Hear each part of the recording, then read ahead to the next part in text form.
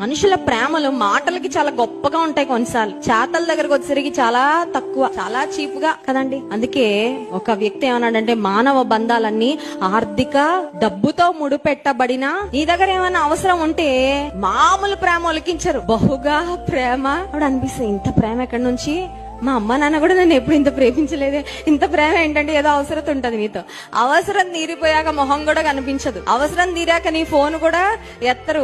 అవసరం తీరిపోయాక నీ phone number block లో పెట్టేస్తారు. తెలుసా అండి, చూసారు అలాంటి వాళ్ళని? కుప్పలు తిప్పలుగా కనబడతారు ప్రపంచంలో.